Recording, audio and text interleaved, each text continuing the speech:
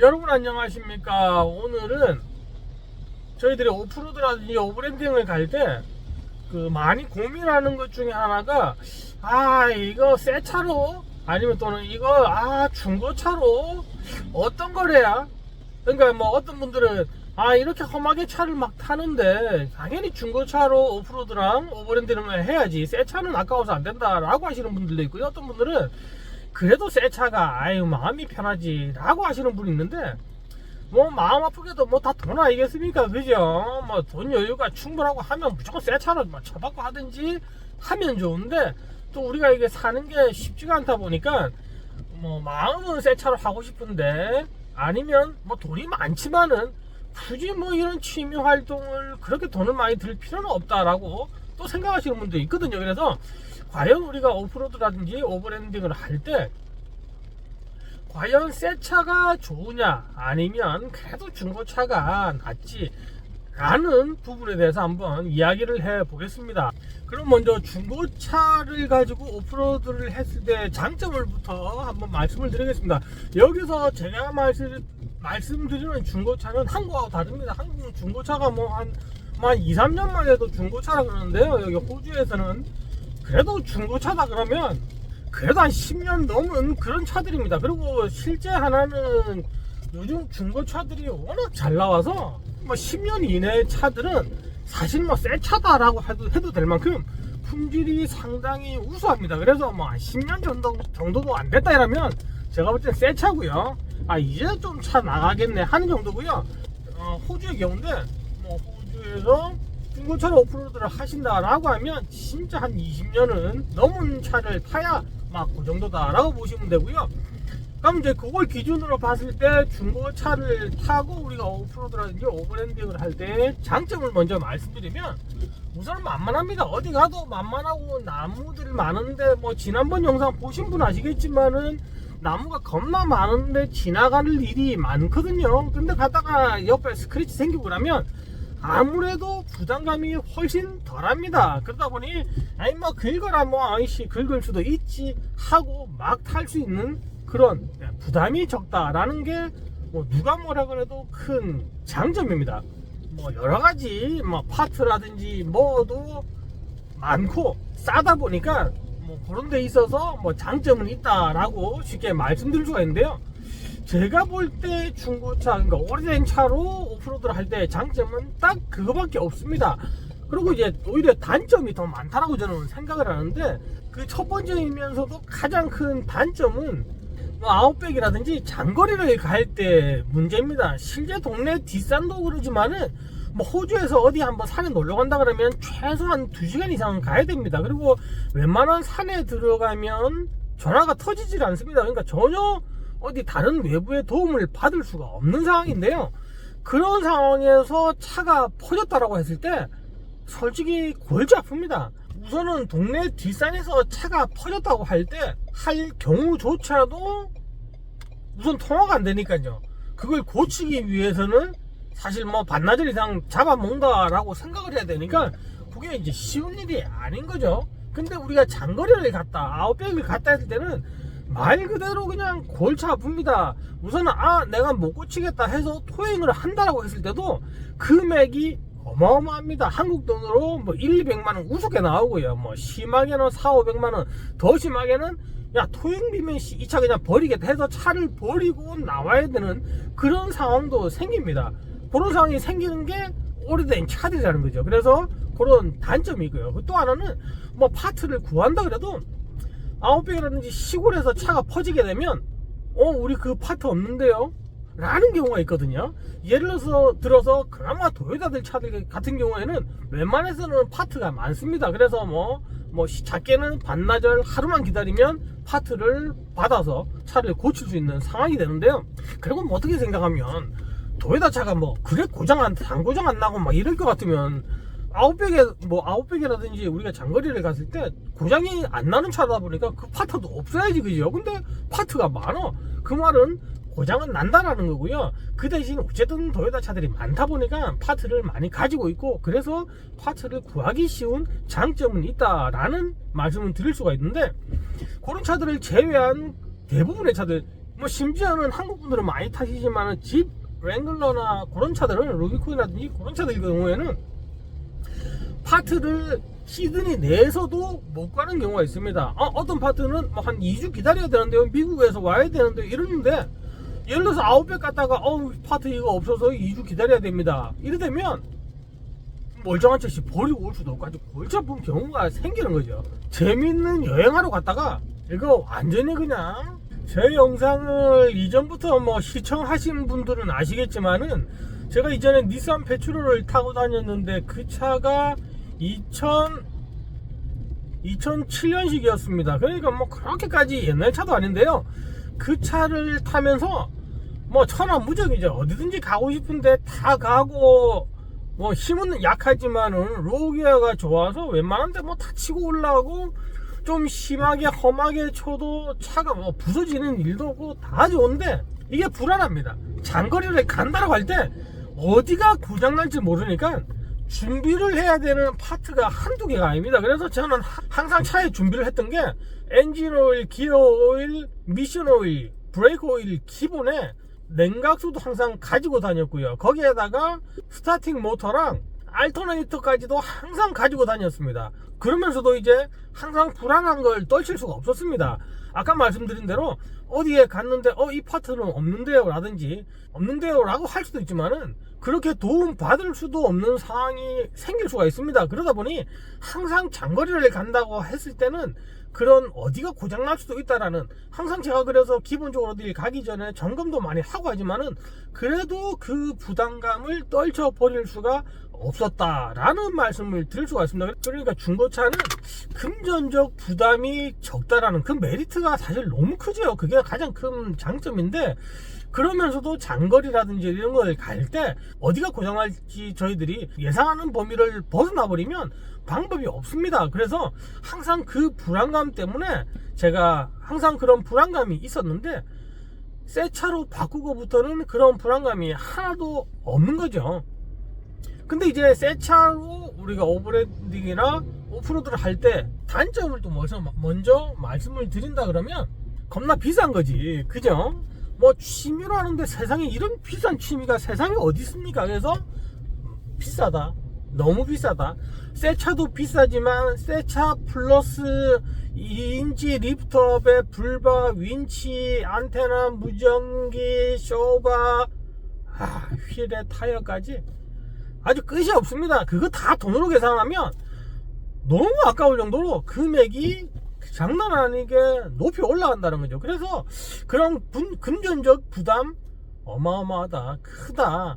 그래서 뭐 어떻게 보면 제가 나이가 있어서 이게 제가 새 차로 바꿔서 이렇게 산을 가는 것도, 나이가 제가 좀 젊었으면 뭐 지금도 30대 초반이라는 소리는 많이 듣고 있지만은 제가 진짜 그 정도 나이면 새 차 못 사죠. 아직 갈 길이 머니까. 근데 뭐 제가 살아봐야 뭐 50년 더 살겠습니까? 그러다 보니까 새 차 타고 산에 한번 가보자 해서 저는 이제 지른 건데, 솔직히 금전적인 부담이 무시할 수 없지만은 그런 단점, 그거는 뭐 첫 번째 단점이면서도 너무 큰 단점인데, 우선은 스크래치죠. 어디 산에 이렇게 가면 반짝반짝한 새 차인데, 지금 제 차도 그랬습니다. 이제 1년 약간 넘었는데 햇빛에서 이렇게 보면 뭐 스크래치가 많습니다. 그나마 웬만한 거는 뭐 왁스 매기고 대충 이렇게 하다 보면 커버가 되는데, 그래도 커버가 안 되는 부분들이 있거든요. 그래서 자세히 이렇게 볼 때 스크래치가 생기는 거 보면 마음은 아픕니다. 거기다가 산에 오프로드 쫙 타고 가는데 나무 긁히는 소리가 좀 심하게 딱 들릴 때는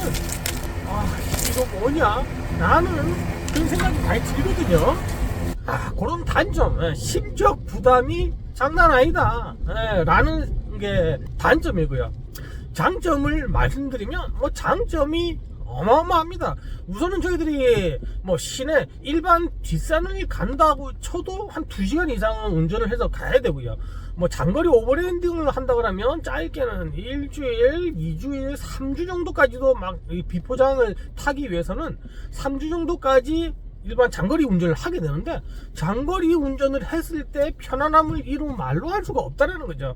예를 들어서 제가 이전에 타던 차의 경우는 크루즈 컨트롤이 있습니다만 100km면 100km 딱 맞춰서 가다 보니까, 거기다가 차가 힘도 약합니다. 그러니까 100km를 맞춰서 가도 오르막 만나게 되면 80km, 70km 속도가 뚝뚝 떨어집니다. 거기다가 앞에 차가 있으면 요즘 차하고 다르게 그냥 앞에 차가 있든 말든 무조건 하고 100km 갑니다. 그러니까 정신 바짝 차리고 엑셀 페달만 밟지 않는 것 뿐이지 정신 바짝 차리고 앞을 보고 와야 됩니다. 그래야지 이게 유지가 되고요. 그리고 약간만 오르막이라도 속도가 뚝 떨어지니까 그때는 크루즈 딱 끄고 그냥 죽으라고 엑셀을 밟아야 되는 거죠.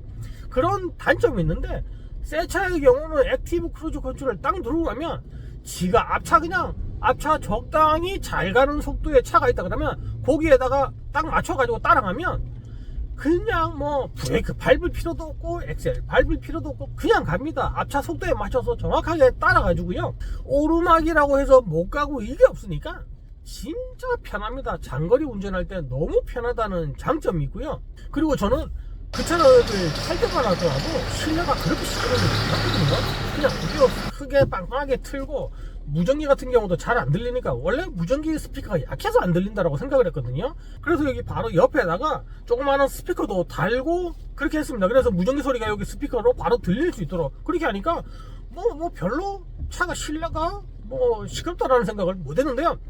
차를 바꾸고 나니까 이 무전기 옆에 여기에 스피커를 달질 않아도 너무 잘 들리는 거예요. 음악을 들으면서도 무전기에서 무슨 말 하는지 다 들리는 거야. 그러니까 무전기 듣기도 편안하고 음악도 들으면서 크루즈 컨트롤러로 편안하게 가면서 무전기 소리 다 듣고 가다 보니까 뭐 이거는 요것만 따져도 너무 편하다는 거죠. 이런 편한 게 있고요. 그리고 또 편한 거는 일반 장거리 운전뿐만 아니라 비포장에서도 너무나 많은 장점이 있습니다. 특히 기본적으로 트랙션 컨트롤이 잘 나오고 뒤에 로커가 기본 장착이 되다 보니까 뭐 오프로드를 처음 하시는 분도 운전 조금만 할 줄 알면 그냥 갑니다. 이거 로커 버튼을 그냥 매직 버튼이라고 그러거든요. 좀 안 간다 험하다 싶으면 그 버튼 하나만 딱 누르고 가면 웬만하면 다 통과를 합니다. 그러다 보니까 웬만한 오프로드 험로에서 주파 성능이 로커 없는 기본 시리즈에 비해서 오히려 더 잘 가는 거예요. 그런 장점이 있다 보니까 특별하게 업그레이드를 안 하고 타이어 조금 큰 거 넣고 2인치 리프트업만 해도 차가 일반 도로에서도 잘 나가지만 비포장에서도 웬만한 오프로드 험로는 충분히 탈 수가 있다. 오버랜딩을 하다가 험한 코스를 만났을 때 그 정도 험한 코스는 너무도 부드럽게 탈출할 수가 있다 보니까 좋다라는 거죠. 거기에다가 힐 디센트 컨트롤이 있지 않습니까? 내리막 내려갈 때 요것도 브레이크 잘 잡아야 되거든요. 차가 막 흔들리고 이러다 보면 브레이크를 밟고 뭐 하는 것도 이거 힘을 정확하게 주기가 쉽지 않거든요. 근데 힐 디센트 컨트롤 딱 켜고 속도 딱 맞춰서 내려가면 어떤 도로 상황이 어떠하든지 간에 일정한 속도로 안정적으로 내리막을 내려가다 보니까 브레이크를 쓸데없이 세게 잡아서 바퀴가 록이 걸리는 일도 없이 자연스럽게 내려가니까 단순히 험한 내리막뿐만이 아니라 비가 올 때 미끄러운 내리막에서도 너무나 안정적으로 뭐 ABS 브레이크 같은 거죠. 바퀴가 록이 안 걸리고 부드럽게 내려가니까 안전한 면에 있어서도 이만한 게 없다 라는 게 있다 보니까 뭐 엄청난 장점이죠. 그것뿐만 아닙니다. 저희들이 이렇게 비포장을 가다 보면 오른쪽으로 왼쪽으로 차가 심하게 쏠리는 경우가 있는데요. 실제 쏠리는 각도는 뭐 해봐야 11도, 12, 3도 밖에 안 되는데 느낌은 한 50도 넘는 것 같아. 막 자빠질 것 같거든요. 그럴 때 너무 마음이 불안한데 막상 계기판에 딱 찍혀있는 거 보면 해봐야 11도거든. 그러면 에이 별거 아니네 하고 그냥 치고 나갈 수가 있습니다. 그런 안정적으로 치고 나갈 수 있다는 게 이 심적으로 부담을 덜 주다 보니까 비포장, 오프로드, 특히 저 같은 경우는 이제 선두를 서다 보니까 내가 모든 걸 덮어 쓰고 가야 되다 보니까 조금만 가기 심해도 이거 차 자빠지는 거 아니야? 라는 느낌이 드는데 별거 아니라고 부드럽게 주행을 할 수 있기 때문에 각도를 볼 수 있다는 게 큰 도움이 되고요. 그리고 또 하나는 핸들 각도입니다. 핸들 각도가 얼마나 꺾였는지를 운전석에 앉아서 확인할 수 있는 게 이게 또 엄청난 장점입니다. 오프로드를 저희들이 가다가 뭐 바퀴에 슬립하고 핸들 오른쪽으로 왼쪽으로 꺾다 보면 내 핸들은 딱 이게 똑바로 와 있는 것 같은데 딱 서 있는 것 같은데 지금 이게 15도인지 20도인지 얼마나 핸들이 꺾였는지 운전석에서는 알 수가 없습니다. 거기다가 바퀴가 좌나우로 미끄러지다 보니까 핸들을 왼쪽으로 예를 들어서 핸들을 왼쪽으로 이빨이 꺾었는데도 차가 오른쪽으로 미끌리다 보니까 더 이상 꺾지도 못하는데 계속 한쪽으로 꺾으면서 저희들 엑셀을 밟는 경우가 있거든요. 그럴 때는 딱 계기판을 보고 뭐야 30도 이상 벌써 꺾였네 하면 싹 풀어서 다시 한 5도 정도만 꺾이게 한 다음에 부드럽게 탈출을 할 수 있는 그런 것도 있거든요. 핸들의 각도를 볼 수가 있다 보니까 그게 오프로드 운전을 할 때 너무 큰 도움이 된다 라는 말씀을 드릴 수가 있습니다. 그리고 또 하나는 카메라입니다. 요즘 뭐 웬만한 차들 뭐 후방 카메라는 기본이지만은 360도 카메라가 요즘 또 대세지 않습니까? 일반 비포장에서 뭐 어쩔 수 없이 차를 돌린다든지 유턴을 해야 될 경우가 있는데요.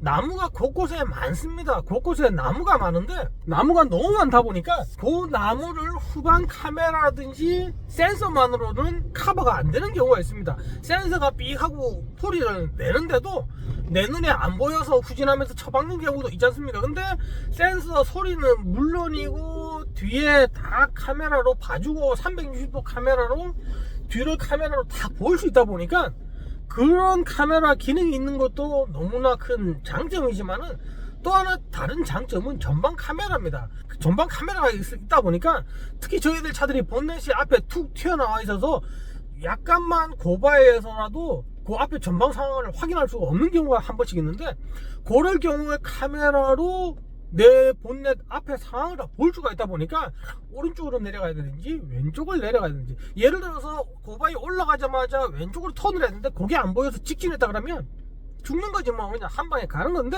카메라가 있으면 그걸 볼 수가 있다 보니까 뭐 아까도 말씀드린 것 같이 제같이 선두에서 항상 가는 경우에는 그 카메라를 보고 판단을 해야 되는 경우가 한 번씩 생기는데 굳이 내려서 판단을 안 해도 되는 경우니까 훨씬 더 운전하는데 편안한 것뿐만 아니라 안전에도 큰 도움이 된다라는 것을 말씀드릴 수가 있습니다. 뭐 우리가 뭐 삶을 얼마나 살겠습니까? 그죠? 뭐 그래봐야 50년 100년인데 새 차로도 한번 오버랜딩을 도전해 보시는 걸 뭐 저로서는 개인적으로 적극 추천을 드리고요. 그리고 또 하나 말씀드릴 수 있는 거는 실제 뭐 중고차나 새 차나 옆에 판넬을 쳐박았는데 그거 고친다고 했을 때는 뭐 똑같습니다. 가격이 견적 나오는 건 똑같지요. 뭐 중고차라서 에이씨 나 차는 안 고치고 탓난다 그러면 뭐 타면 되지. 근데 보기가 또 안 그래도 오래된 차인데 옆에 판넬 다 찌그러진 데 타고 다니면 그것도 보기 흉하지 않습니까? 그래서 고친다라고 할 때는 새 차나 중고차나 똑같기 때문에 뭐 그렇게 봤을 때는 뭐 차값은 뭐 얼마 하다 나는데 판넬 피는데 뭐 100만원 이상 들어간다 이러면 더 아까운 거지. 그런 부분도 있다는 거 말씀드릴 수가 있고요. 그래서 제 결론은 그렇습니다. 금전적으로 뭐 애도 크고 학원비 보내야 되고 우유값도 내야 되고 막 이러면 사실 힘들죠. 힘든데 그래도 새 차로 오프로드라고 오버랜딩을 하는 게 훨씬 너무도 비교가 안 되는 장점들이 많기 때문에 무조건 하고 에휴 중고차로 뭐 하지 라는 생각보다는 새 차로 한번 해보는 것도 뭐 절대 나쁜 선택은 아니다 라는 말씀을 드릴 수 있을 것 같습니다. 그리고 이제 모르시는 분들이 아니라 뭐 대부분의 대다수의 분들이 이제 어떻게 생각하는 게 어이구 차를 저렇게 험하게 타면 새 차 다 망가진다 라고 하시는데요. 험하게 타더라도 이게 기준이 있습니다. 제가 보는 험한 거는요, 예를 들어서 지금 보시는 영상과 같이 이렇게 타는 거는 분명히 험합니다. 위험해 보이고 여차하면 스크래치가 날 수도 있고 되게 험하게 타는 거는 맞는데 차에 무리가 거의 없습니다. 무리라고 해봐야 몇 년 타다가 부싱 파트들이 많이 아무래도 스트레스를 받다 보니까 그런 애들이 빨리 맛이 갑니다. 그런 애들이 맛이 가다 보니까 부싱 파트만 갈아주면 되는 거지 그 외에 특별하게 차가 망가질 건 전혀 없습니다. 그래서 새 차를 타더라도 단 1도 차가 망가진다는 걱정을 하실 필요가 없는데요. 제 영상을 자세히 봐도 모를 수가 있는데 진짜 차가 망가지고 스트레스를 받는 첫 번째는 실제 뭐 정비하시는 분들은 잘 아시겠지만은 겨울보다는 여름에 차들이 고장이 나서 정비 공장을 들어가는 경우가 훨씬 많거든요. 그래서 겨울보다 여름에 정비 공장이 더 바쁩니다. 그거하고 똑같은 경우인데요. 이 열입니다. 어떤 험로를 탈출하기 위해서 쓸데없이 RPM을 너무 바른다든지 하는 게 차에 무리가 너무 가는 거지. 방금 보시는 영상과 같이 그런 길을 아무리 가봐야 고무 부싱이 조금 더 스트레스를 받는 딱 그 정도지 그 외에 차에 스트레스가 있게 전혀 없다, 거의 없다라고 보셔도 됩니다. 그래서 제 같은 경우에는 험한데 차 바퀴 RPM 2000 이상 약간 돌렸는데 안 간다 그러면 그냥 윈치 씁니다.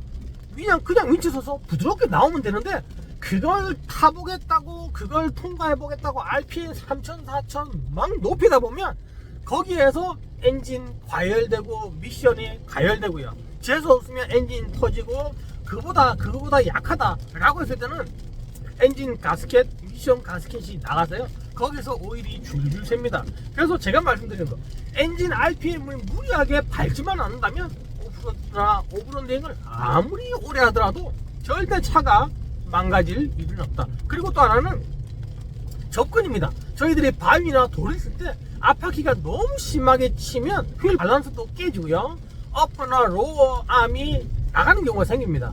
아니면 심한 경우는 CV 요인도 나가죠. 그래서 돌이 나가는 건데요. 그렇기 때문에 접근할 때 앞바퀴가 최대한 부드럽게 접근을 하게 하면 CV라든지 로어, 어퍼, 컨트롤암이 나갈 일이 없다라는 말씀드립니다. 그러니까 가장 중요한 팁은 내가 새 차를 타더라도 바위나 돌을 칠 때 최대한 부드럽게 접근을 하고, 그리고 RPM을 너무 무리하게 높이지만 않는다 그러면 아무리 험한 오프로드를 타더라도 전혀 차량에 무리를 주지 않는다 라는 것만 명심을 하신다면, 새 차를 타더라도 단 1도, 아까 말씀드린 대로 차에 스크래치 생길 때는 왁스 바르면서도 씨발 내가 이거 욕을 하면 안 되지요, 그죠? 하여간에 내가 이 차를 갖다가 막 이렇게 이거 아닌데 라는 생각이 들 때는 있는데, 하여간 오래 타더라도 절대 차가 무리가 가는 게 없기 때문에 새 차를, 저희들 멤버들 보면 다 새 차지 않습니까? 근데 그 친구들을 내를 믿고 안 믿나? 하여간 내 생각에는 그렇습니다. 나를 믿고 가는 이유가 제가 그렇게 타기 때문에 이 친구들이 아는 거죠. 아무리 험한데도 너무 험하다 이러면 돌아가든지, 아니면 최대한 부드럽게 갈 수 있는 길을 안내를 해주다 보니까 믿고 가는 겁니다. 새 차를 타더라도 내가 얼마나 운전을 부드럽게 하냐에 따라 상황은 100% 달라질 수 있다. 방금 말씀드린 그 두 개만 명심한다 그러면 아무리 비싼 새 차를 타고 운전을 하더라도 단 1도 문제 없이 오래 탈 수 있고, 나중에 중고차로 팔 때도 충분히 잘 팔 수 있을 정도로 차에 엔진에 미션에 단 1도 무리가 가지 않는다 라는 말씀을 드리면서, 경쟁의 사정이 다 다르지만은 새 차를 가지고 우리가 오프로드라든지 오버랜딩을 즐기는 것도 절대 잘못된 판단이 아니다, 좋은 판단 중에 하나가 될 수 있다 라는 말씀을 드리면서 이 영상을 마무리를 짓습니다. 도움이 되셨길 바라면서요, 다음에 찾아뵙겠습니다. 감사합니다.